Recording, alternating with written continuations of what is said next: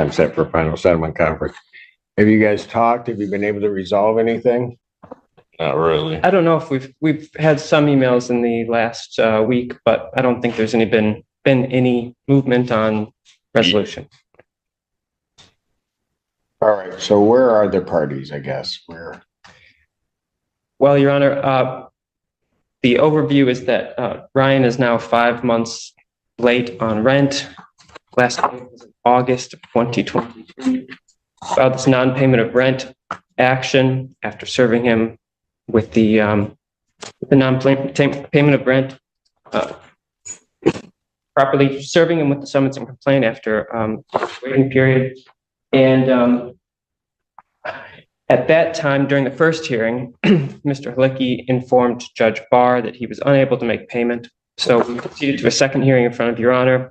At that time, his defense became, in our opinion, that there was uninhabitability, that there was a constructive eviction, lacking a certificate of occupancy, and failure to have state licensing. Those claims, if I recall them correctly, we deny each of those, Your Honor.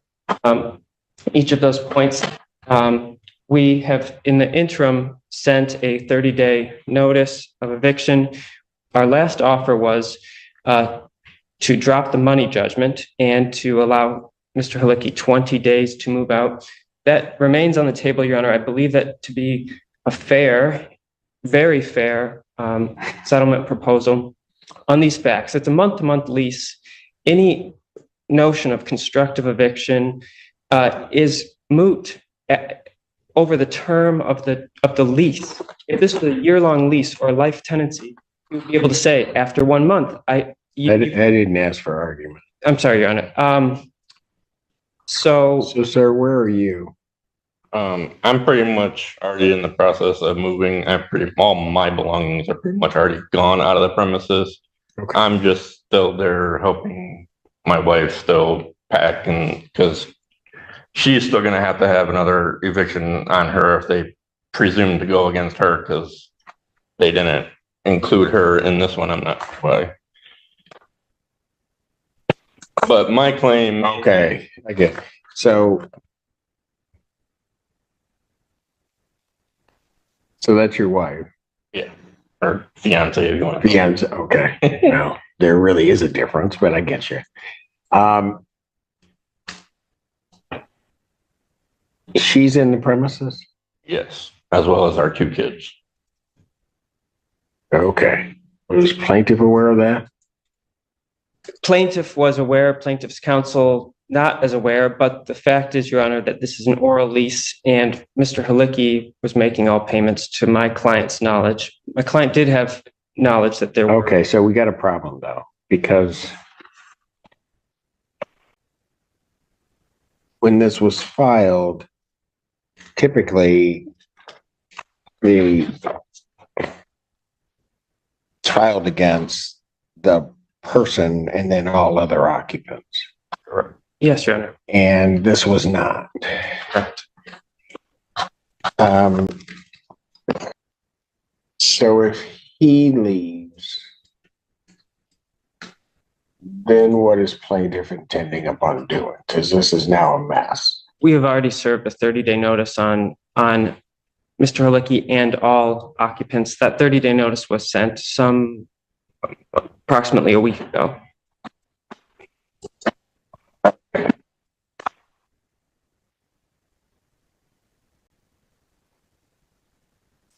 Your fiance, if she wants to come up and speak, she's actually a witness to the case too on the claim. So no, I got it. Hello, what's your name? Caitlin Childress.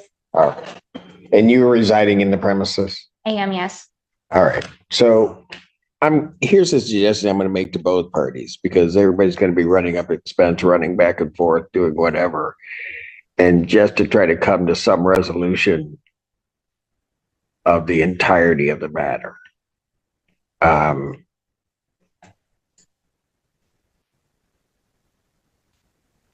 you intending upon vacating the premises, ma'am? I was not. Actually, I was waiting until I got my tax return, and then I was going to discuss with Matt personally on possibly coming to an agreement on buying our trailer that we reside in and beginning construction or having his assistance with fixing it the rest of the way up. Okay, Matt is who? The The owner. owner. I also work for his company, so he's my boss as well. Dear God. So I saw him more often, so I spoke to him more than he did. So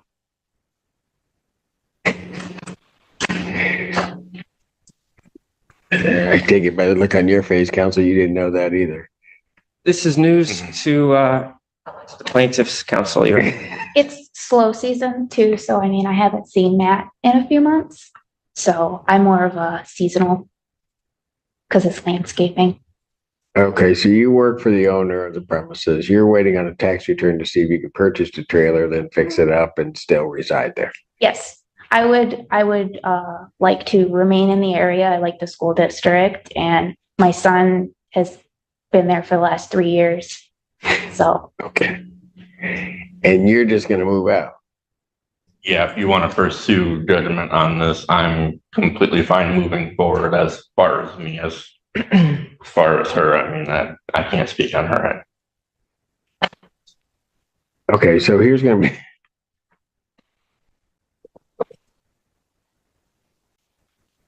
The problem is, and this is really for the plaintiff, knowing this now, you understand that I could give a judgment, but you can't do anything with it.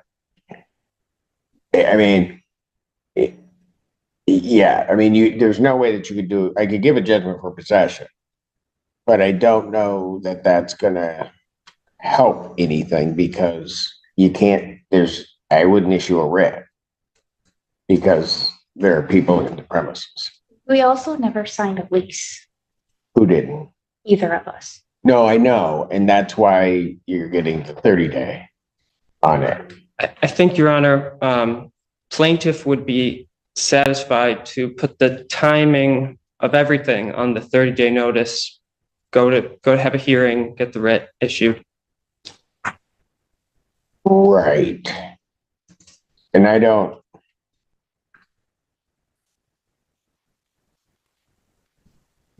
necessarily.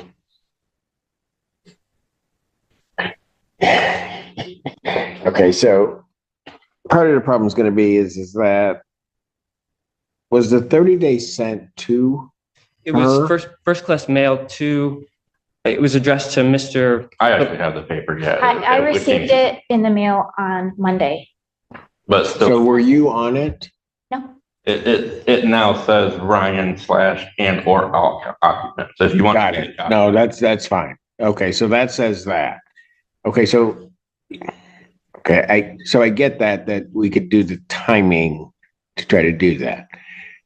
But I don't think 20 days is the timing because if the occupants don't move out on the 30th and then you have to begin a case, Refile. then it's going to be whatever down the road.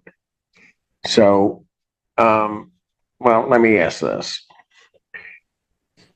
And maybe this is the timing we really look at.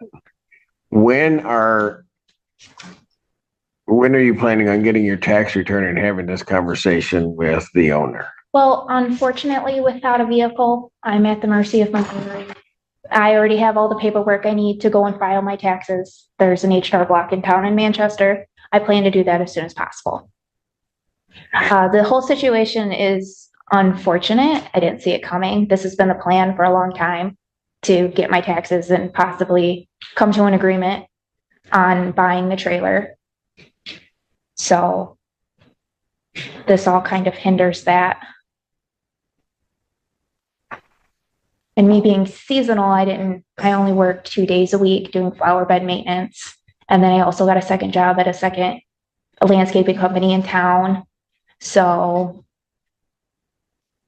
and without a vehicle, I mean, you can only do so much. But yeah, that was my plan, is to get a car and start working and figuring it out. All right. In terms of your counterclaims, what do you want to do with your counterclaims? I would still wish to have you just kind of make a judgment on it. Okay, for the money judgment portion. All right, let's do this then.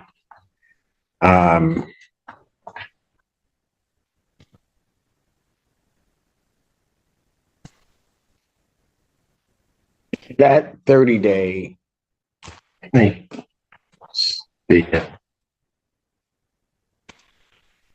I don't know when it expires.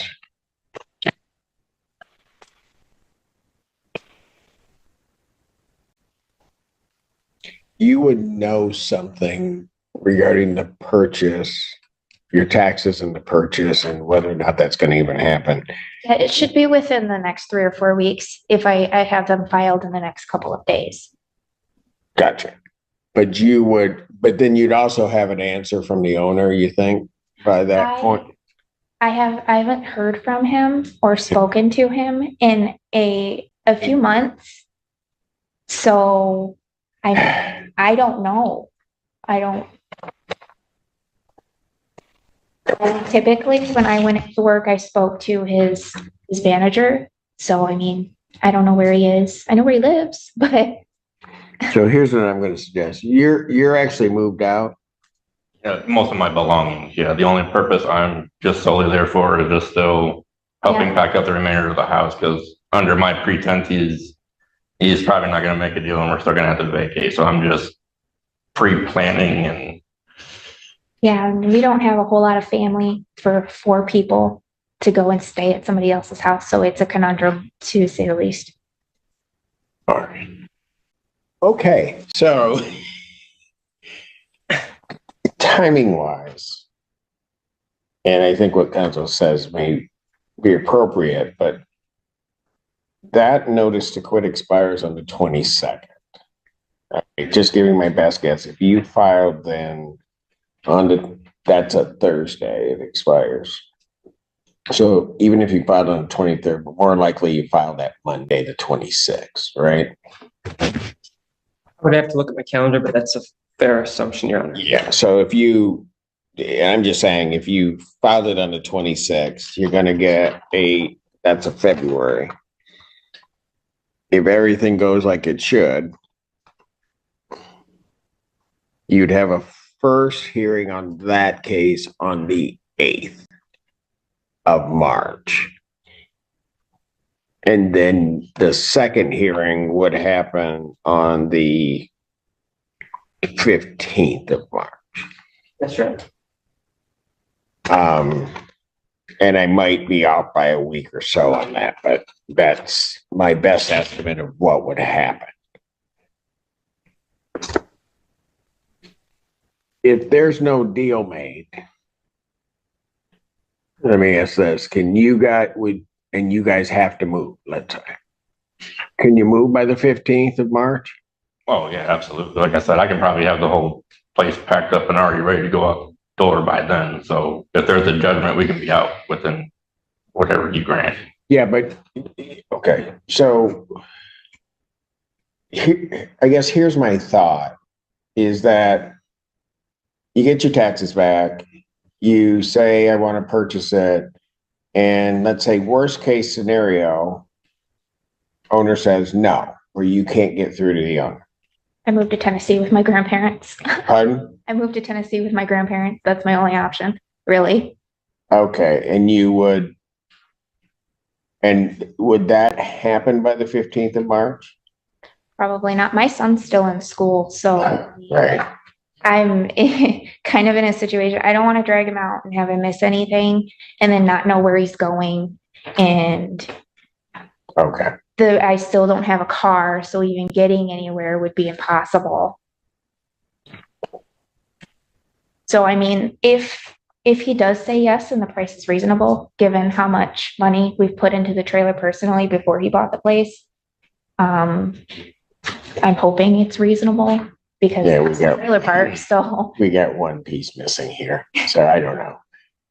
What were you going to say, Council? I wish the old owner would have said something before he sold the place and I would have just made the offer to him. This is news to council, Your Honor, and I just have no way of commenting on the possibility of what the chances are of any of this coming to be. That's All right. that's my only. Yeah, right. I got you. Here's what I would then suggest. I could possibly get a hold of his son, but I have had limited interaction with him, so I mean, Okay, so here's what I'm going to suggest regarding the case that's in front of me today, is that I issue a judgment for possession against you, since you're going to be, that the date would be March 15th. So really 45 days out. Hopefully by that time you're going to have an answer. And what that also does is, I would hope you'd have an answer of something before then. But if you don't, council files the case, that case comes up, we'll be looking to try to time what might be an eviction on that with what may happen on the other case. That makes sense? Kind of messed up, but I didn't do it. I'm just giving best guess I can do. And then adjourn out to sometime in April, the money judgment claims, because those they might disappear if it's purchased. yeah, unfortunately, I wouldn't want to be liable for what's owed because that wouldn't have been possible. Well, that's probably going to cause a problem on the sale. But I mean, I don't know, counsel, what do you think of that? I mean, what do you think of the March 15th date, I guess is? Your Honor, I think that's appropriate given the circumstances. Okay. And then I'm going to adjourn the money judgment portion out into April because it doesn't make any sense for me to try to adjudicate that now with what's transpiring here. Your Honor, one comment is that part of the basis for Mr. Halicki's counterclaim is issues with the condition of the property. The property owner had a mold consultant to the property earlier this month who advised drastic remediation. That cannot happen with the tenants there. This is the purpose. That was the purpose of the 30-day notice, is to just, we need the property emptied. It's by the consultant's words, I believe, to be unsafe in its current condition. We've requested, therefore, that they vacate within 30 days or sooner if possible for their own well-being. This, initially, Your Honor, we filed a non-payment of rent, assuming we would get this back on track. And the second hearing, the answer was, look at the condition. That drastically changed things from non-payment to just vacate, please. That was the purpose of 30-day notice. So I don't know about practically speaking, if the landlord if they can remain there in its current condition between now and March 15, and how the landlord can effectively manage the habitability of the property with 2 children and a mother and father or mother at the property. That is the pressing issue, Your Honor.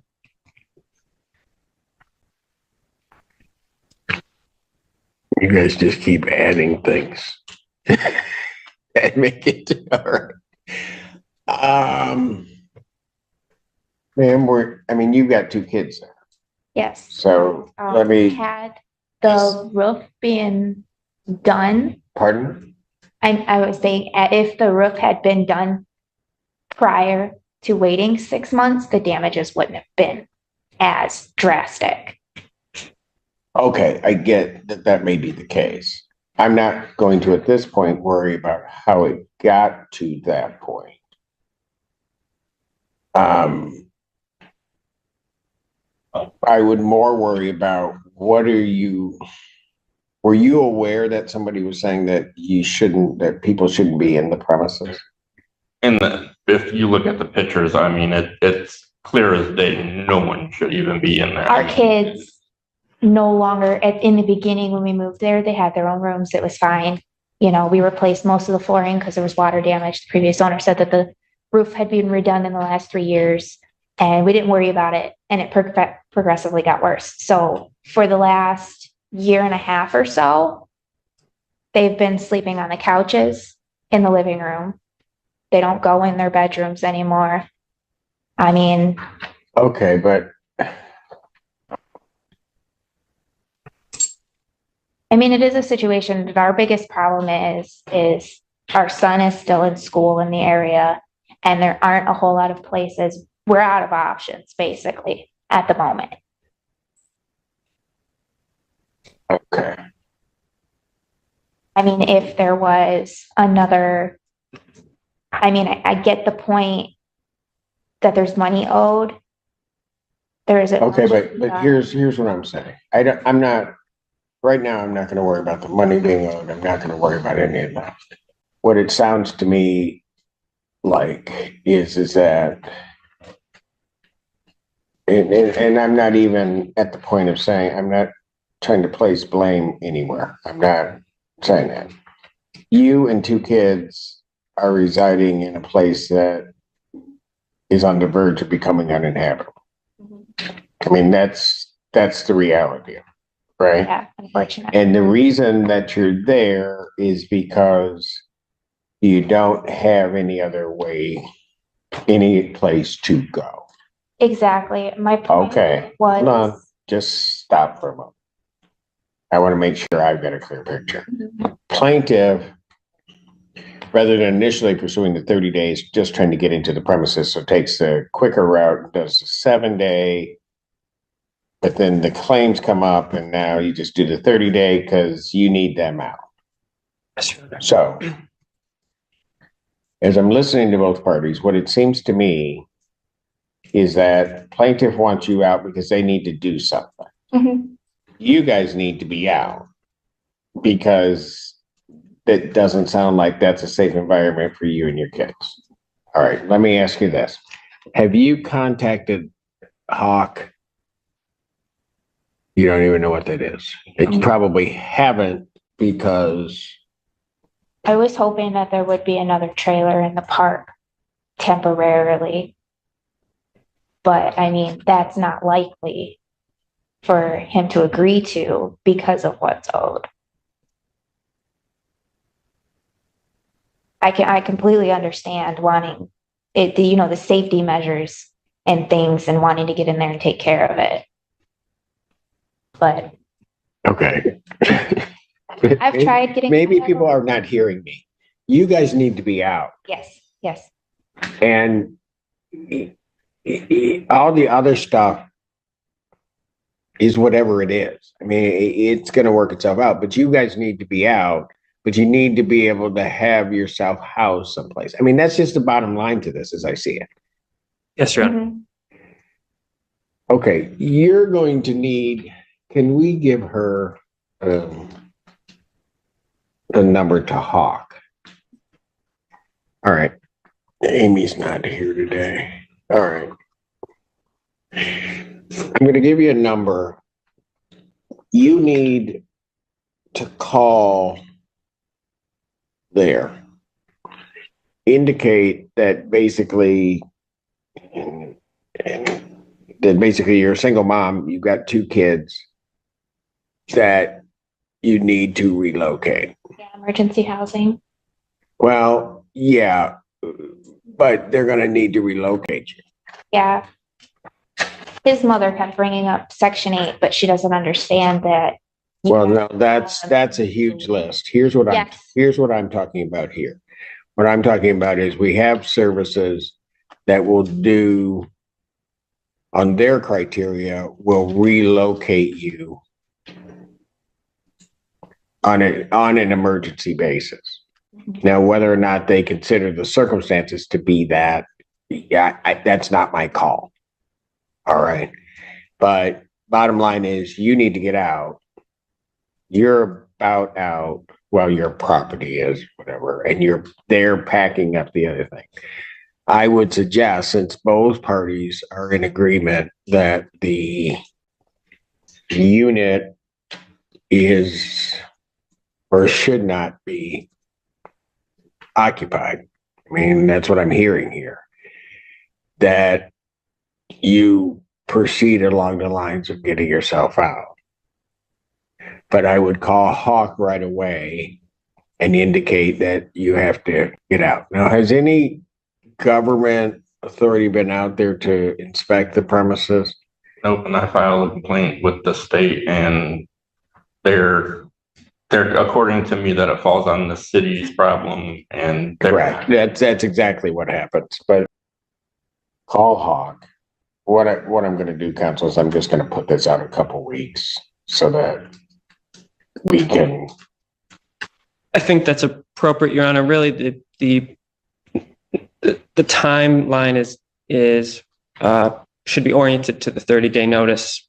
That's the Well, I don't know that. Okay, I get everybody wants these. Certainly, the procedures and the like. But what I'm hearing here is I've got a unit. The landlord doesn't want you guys there. You guys shouldn't be there.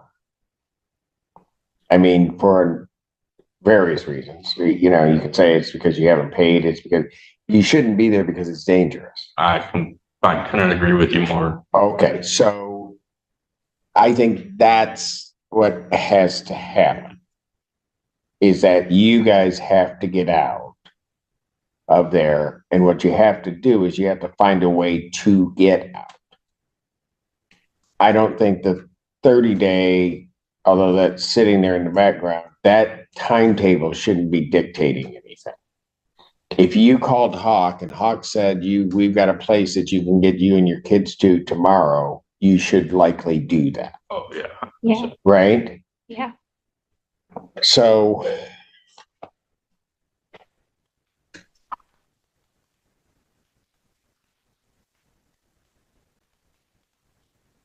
let me put you guys on February 13th, 2024 at 9 a.m. I want you all back here in person. We'll be about a little short of the 30-day notice, but maybe something will have happened and that doesn't. I have to go that far. Okay. I'm not going to worry. I mean, here's the other reality. I don't know, because I don't have many cases out of Freedom. Do they have their own inspector? Do you know? they have Their zoning? they have a zoning administrator who enforces the ordinances. I don't know the scope of manufactured home inspection. Right. Because, I mean, quite frankly, if Freedom Township knows, they're going to have to come out and inspect. And here's the reality for you folks. It might be they come out and inspect. And condemn it. And they condemn it, and then you have to leave right then. Exactly. So if that happens, you've got to be prepared to do that. I've already planned for every scenario. If Okay. that happens, that happens. Your Honor. Yeah, but so folks, listen. How old are your kids? 7 and about to be 4. Okay. And I go back to what my mom told me. Sometimes you can't worry about you big people. You got to worry about the little people. Yeah, that's my. And so, yeah, that's your concern. But ma'am, if that's your concern, you get them out of there. Yeah. I mean, you just get them out. I mean, planning for scenarios is fine, but this isn't a circumstance where you're planning for a scenario. Well, if this happens, this is what we're going to do. If this happens, this is what we're going to do. That's not it.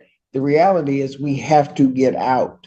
I'm aware of that, but my whole scenario is they're just now pushing this matter when this has been ongoing for almost this entire calendar year. It doesn't matter. What's it matter if they're pushing it now? I mean, There's a 7 and 4-year-old that are living in conditions they shouldn't be living in. That's the bottom line. So I don't care whether they came here today, they come next year, it doesn't matter. They shouldn't be there.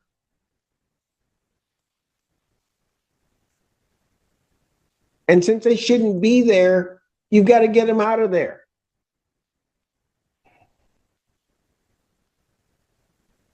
They can't even use their bedroom. Trust me, it's a very sad situation. I know. I just don't know how to go about it. I mean, my son's in the school. I mean, I would have to change schools. My mom lives way out in Detroit. Okay, and he comes down with some serious respiratory issue because of the mold that's there. What are you going to do then? It doesn't matter what school he's in, right? If you got to go visit him in the hospital because you haven't done what you should do, it doesn't matter. The school doesn't matter. Priorities, people. Call Hawk today. Yes. I'll see you guys on the 13th. Then we'll figure out what we're going to do. Thank you. Where are we on this, folks? Your Honor, on December 31st, Your Honor, set this again for today for essentially a status conference, I would call it, where there was, it was brought to the court's attention that the property was uninhabitable, using that term in a general sense, and that Miss Childress and her two children should attempt to vacate the property sooner than the 30-day notice. And that's where we left it. I don't have any other information. Okay, and I think we gave you the information to Hawk and other things. What happened? Me and the kids are staying next door. Pardon? Me and my kids are staying next door with the neighbor. My son's finishing out this week. And then my mom's getting me a truck. She couldn't get it until this week. So, I mean, by the end of the week, all the stuff should be out. I called Hawk, but their appointments are scheduled out until April. And then she emailed me a list of things to get a hold of. So, Of places to get a hold of to do that. All right. So, Mr. Licky, you're out of the premises. Is that correct? For the most part, I was just staying there temporarily, just helping her pack. That's it. But I'm my mom pretty much. So. Okay. And your mom's getting you a truck. And then that's supposed to happen Friday, you said? by this week. She Right. works, she's off Sundays and Mondays. So if I have to be able to get out there earlier in the day before she goes to work. So we're still trying to figure out which day is going to work for her, for me to get a ride down there to get the truck. Okay. And so it's anticipated that at some point you're going to be out of the premises. Probably within about a week and a half. Yeah, everything should be out, removed Week completely. and a half of today, from today, or Yeah, from today, about a week and a half. ma'am, do you agree with that timeline? You think so? So by the 23rd? All right. Now, as to the counterclaims that you have, what do you intend on doing with those? I'd still like to pursue it because it's pretty serious still. Have you entered into any discussions with them about that? I've had communications, but they don't really agree with any of it. So have you made any demand about what you want from them? Yeah, Is that correct, counsel? I'm sorry, has he made a demand? Yeah. Well, he has filed an answer with a counterclaim, and attached, it's not in. There was an email which listed the money damages, and it essentially comprised one half I would call ruined property, and the other half would be kind of a tort claim, a claim saying that the plaintiff brought this moldy situation upon them and it damaged him, Miss Childress, and the two children, and made a prayer of for relief of approximately $50,000. It's not, I don't know what the court's record looks like, but it was not listed in what I believe to be the filed supplemental answers to complaint, affirmative defenses, and counterclaim. I don't believe that there was a prayer for relief. Not a specific prayer for relief in that document. Are there photos of these items you're claiming are damaged? There's not photos of the specific items, but just from the mold specialist, he told us anything wood, stuffed animals, toys, plastics, anything that it was. I understand that part. I'm just saying. I don't have pictures of like the dresser and stuff like that. I mean, I have pictures of like the carpet and.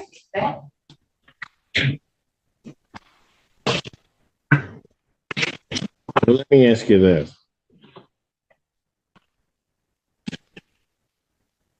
If I were to decide this, how do I know these items that you listed existed? Yeah, I mean, it's not really, I mean, it's really just like stuffed animals, toys, a dresser is like the only furniture item. What you're telling me. How do I know they existed? I get you. Okay. So we have an answer to that? I mean, I could preside pictures on the return court date if needed, but yeah, I didn't know, I wasn't thinking on that part.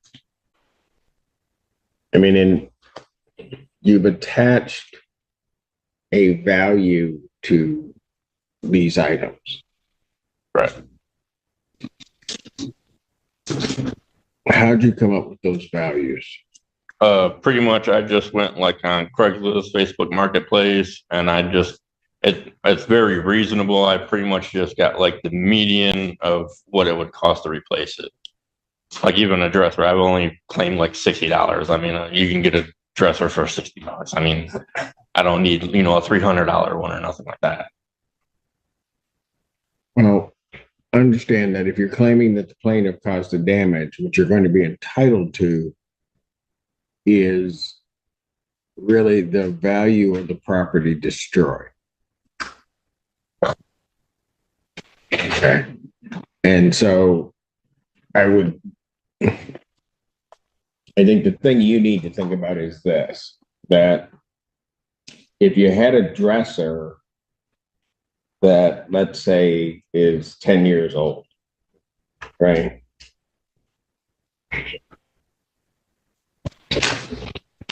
It's not going to have a whole lot of value to it, right? Right.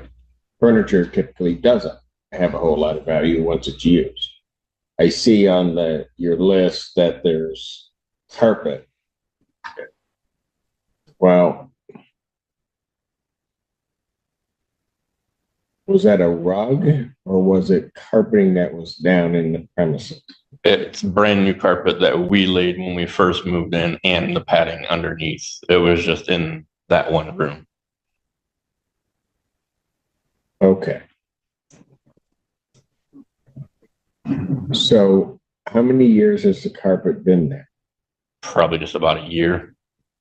How much did you pay for the carpet? I don't have a receipt, but I attached a photo of the same carpet from. I see it, but it ran me probably about $400 ish. So what's the total amount you're asking for? From the damage claims or the whole thing? The whole thing. It came out to about roughly like 48,000 ish. And how much of that is damages? I'd probably say about around 1,500 if I recall properly. I'm not 100%. 1,500 in damages. The rest of it is what? Mainly pertains to health issues, the environment we were in. I mean, it could have caused some serious issues. We were trying to get mold tested as well, but according to them, if the kids came. Here's one of the things you're going to have to look at. At some point, you know that mold is there, right? Correct. And so at that point, that you realize that there's something there, you can't just sit there. Oh no! Once we noticed the mold, we've been trying to move honestly for months now. It's just because with me being self-employed and like the requirements of places, it's Okay, but you can't just sit there and have damages increase. I agree with that. That's why I made the landlord. Because it's the law. You have to mitigate those damages. So you telling me we're trying to move, I mean, the last time I was here, okay, so last time we were off. I don't know that there was an issue regarding mitigation because there were still people in the premises. Correct. But from the mold specialist, he could have serviced the property if just the people were out. Because he said he would even have to remedy, the items that are in the rooms too, and see what's savable and what wouldn't be. So what does that mean? Like he could come in and remedy the entire property with just the people being out. Right. That doesn't seem to necessarily cut in your favor. Does it? I mean, I don't know. Ask it this way. Why didn't the mold specialist come in and remedy? Because we were still in the property. Okay. So then the reason things did not get corrected is not anything having to do with the plaintiff. It has to do with you. That's what I'm talking about, the mitigation. No, the litigation or the remedy thing was just brought an issue. They just had this done probably within the last month. The mold has been going on for almost a year now. Right, but you can't sit there's mold. Right. At some point you realize that there's some damage to you occurred. Right? Right. But hypothetically, yes. We haven't been mold tested yet, but I understand you. At some point, the kids have to get moved out of their room. Right? Right. When did that happen? The beginning of last year. Okay. So at that point, let's just take that. May have even known before that. Beginning of last year, you know that there is a problem. Mm-hmm. Right? Correct. So you can't, and this is what I'm talking about in terms of the idea of mitigation. If you had said at that point, okay, we're all leaving here, we're going to a hotel. Fine. But you can't then sit in that circumstance and then say to plaintiff, well, you're going to have to pay us for all of this because we're sitting. You follow me? To a point, I do. Okay, what part don't you understand? I mean, when we brought the issue up, I mean, to me, it should have been taken care of right then and there. And that may be true, but you can't then just sit and let the circumstance exacerbate itself and then claim everything in the world is plaintiff's fault. Well, I mean, I'm just a renter there. I don't feel like it's really my obligation to take care of mold or something that's out of my control. I'm not even saying that. At the beginning of last year, at some point, you knew there was a problem significant enough that you moved the kids, right? Right. So at that point, even if just for the sake of the kids, it would have been better if we just all moved. I agree with that. If you just moved someplace else, let's say you had gone to a hotel down the street, And then you're stuck in the hotel down the street because then at that point, the landlord won't fix it. You in a sense mitigated your damages to the best that you could because you've done something because as you're claiming the landlord didn't do it. Right. Right? What happened here, it seems to me, is you continued to stay in a situation that may have then increased loss for you guys. Right? Well, you can't do that. I got you. So part of the problem, and one of the reasons I bring that up, is because you're claiming, it seems to me that some of the stuff you're claiming, I don't know when that was damaged. I got you.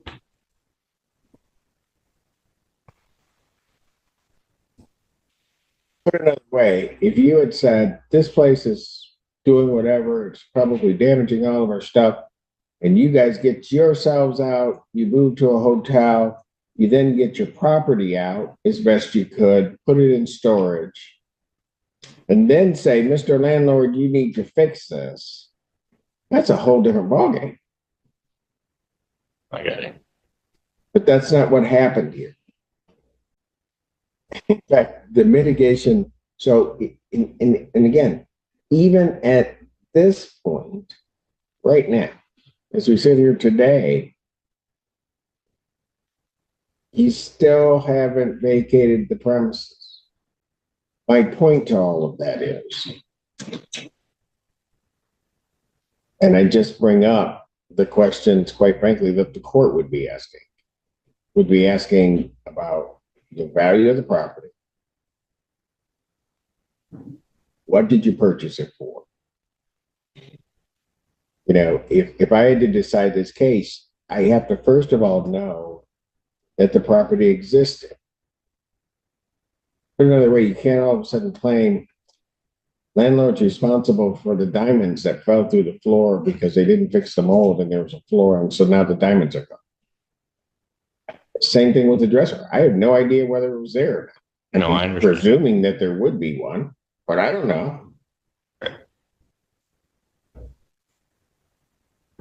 Then it's going to be the condition of that dresser. So that if it was just a cardboard box that we called a dresser, that's a whole different ballgame than if I've got something that Real fancy or $1,000 dresser. It's a whole different ballgame. I understand. But that you need to understand that this is your counterclaim, and you're going to have to show that to the court. Yeah. Right? On top of that, that's where it kind of gets to this mitigation issue. And that's what I want you to understand is that, and I'm just going to use the dresser. If I know that there's damage that's occurring to the dresser, and let's say I know it a year ago when you moved the kids, I can't then just leave that dresser there to presumably get more damage and then blame the landlord. I get where you're coming from. If let's say this dresser was $1,000 dresser, if I can get the dresser out a year ago, do some remediation on it, clean it up, and now it might only be worth $800. Okay?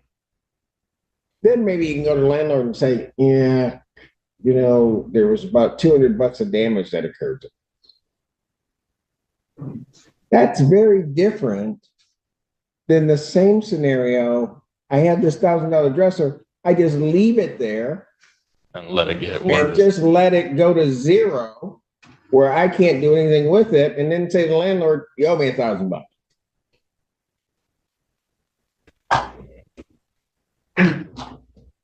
right? I get you 100%. The other thing that you're going to have to realize is, and I don't mean this badly, but it's just a statement.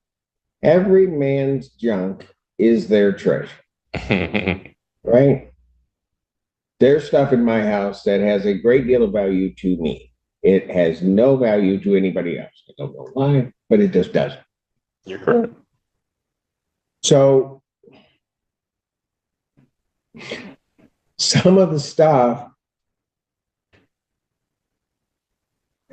really, in all honesty, when you're talking furniture that's been used, Yeah. almost can have no value in a lot of ways, or very de minimis value. Carpeting, you put carpeting down, paid about $400. By the time somebody starts walking on that, that carpeting is not worth $400. What you pay, right? Right? Then it's going to depend on what was the year rating on it? How long was that carpet supposed to last? Right. What was the damage? And then understand, you're then going to get into that issue of mitigation. Could you have taken that, once you know that there's a problem, could you have taken that carpet out to preserve it in some fashion? Gotcha.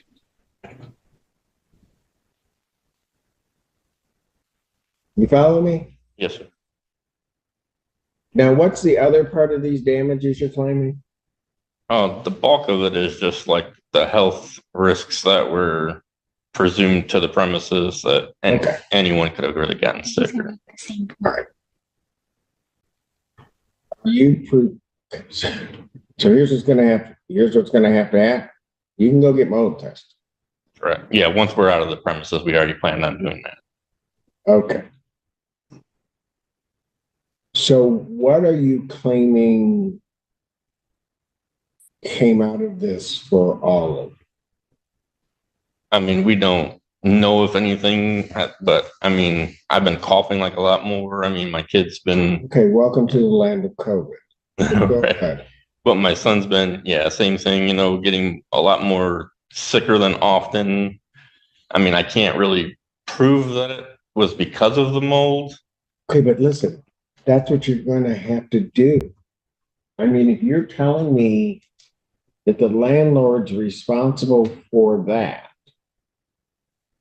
okay, that's what you're going to have to show the court, which is going to require medical testimony. It's going to require a whole lot of other things.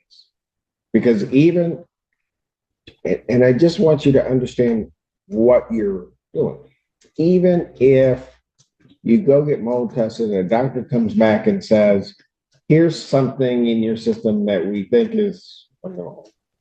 You got to get that doctor here to testify. They got to have a basis upon which they're doing, of which they're coming to that conclusion, right? Let's say you're successful in doing it, right? You're then going to run into that problem of mitigation. Because then did this problem, presuming that there's an issue, did this problem happen in the last 6 months? Did it happen a year ago? Do we not know when it happened? All of that stuff would have to be pinpointed. And if they say, well, this would have been something that would have developed for a year, and just this constant sort of barrage of mold spores is what caused this. Well, then we get back to the thing a year ago. When you know the kids are being moved, why didn't you move yourself? And can I fairly hold the landlord accountable for that, for what may be that issue, when you didn't protect yourself? I got you. There is then going to be this issue. So, because I want you to be clear on what you're facing and what you're going to have to show the court. There's going to be an issue of you came up with a number. Don't know where you came up with that number, but also as to whether or not legally you would be entitled to that, because this is really a contract case. So there's that huge legal issue that is also going to be out there. You follow me? Yes, sir. So what I'm going to do is, I had this set for final settlement conference because I was hoping that we could probably get this, but I mean, things were taking their own turn wherever, so it didn't work out as I planned. I'm just going to go to, you know what I'm going to do? No, I'm going to still give you the February 23rd date. That's really regarding the surrender of the property, right, at 2 p.m. I'm also going to set another date so we can come back on a final settlement conference on the counterclaims. And I'll make that March 5th, 2024 at. Have you ever been through the discovery process? Core, okay. So, look, let me just ask you this. All right. To both of you. What do you guys want with this? I mean, because, and here's the reason, you don't have to answer me, quite frankly, if you don't want to. But here's what I'm saying. I guess what I'm getting at is, you guys are going to get here because at some point I'm going to set a trial, right? But even before we get to the trial part, there's going to be discovery. They're going to want to know certain things that you're claiming, right? And I would imagine, although sure, counsel's probably a much better attorney than I ever was, so he might ask something else. But just the questions that I posed today to you, it's just a small piece of what they're going to be looking. And I just have a feeling, folks, you're going to have one of the most miserable experiences of your entire life. Now, if you want to go through that, that's fine. I'll be here. I think maybe, and I don't know what the plaintiff's position will be, but maybe you should take some of what I said to you today, come up with something that might be realistic and propose it to them to see if you can resolve it. I really don't think you guys want to go through a trial. If you want to, hop on, let's roll. But I don't think that's what you want to do. Follow me? Yeah, I respect your opinion too. Well, I'm just telling you, I've been through a lot of trials. Even as a judge, sometimes I don't want to be there. All right. And I know the litigants are having an even worse time than I am. All right. But you're just going to be there. You're going to have to, be answering questions, not just at trial, but before trial, to give them information that you may not answer. Because some of the questions I asked you today, you couldn't answer. And those are going to be the basics of what it is. All right. So I've given you those 2 dates. You guys need to think about what you really want to do. My big concern, as you could probably get it from the last time that we were here, was that there were these 2 kids that were in this place and they needed to get out. That was my main concern. Absolutely. Yep, I'm moving as fast as I can. Pardon? I said I'm moving as fast as I can. No, I might get you, and I don't say it being critical, right? It's from a father standpoint. Yeah. I'm a dad, and it really was almost probably my mother challenging me or channeling me, telling me that, and I'll put it this way in a colloquial sense. She said, "There's a big people be damned. What about the little people?" That's kind of how I looked at it. All right. Those are the ones that needed to be protected. you guys have to figure out a way that you're going to be moving on. I'm going to suggest to you, if you want to come here, you can move, you can do it. We'll do it. But you guys just need to find a way to move on. Put this part behind you and just go about setting up your life and making sure to continue. But people don't follow my advice all the time, so that's okay. Because that's why I'm here. Okay? So we'll see you guys then. You guys think about it. All right? And then we'll come back on those 2 dates and hopefully get it. Yes, go ahead. Yes, Your Honor, there are some appliances, I don't know how many, but stoves, appliances being kept outside the property from the defendant's self-employment. And I would request that. Yeah, that's going to be removed as long as with the trailer that's on there too. Thank you, Your Honor. Okay, these are not appliances in the house. This is part of what you do. Yeah, it's like in a field tucked away. He gave me permission for it, but I understand why he wants it all removed now. Right. It's a There are separate, appliances in the field. it's a Okay, separate lot. that's fine.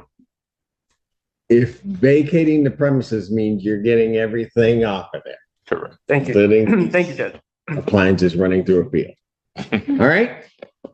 Thank you, folks. Thanks, Judge. We'll see you a couple Fridays from now. And now that is for Zoom, correct? Yeah, you can either come to the courtroom or you can do it by Zoom. Okay. Either way. You're Thank you.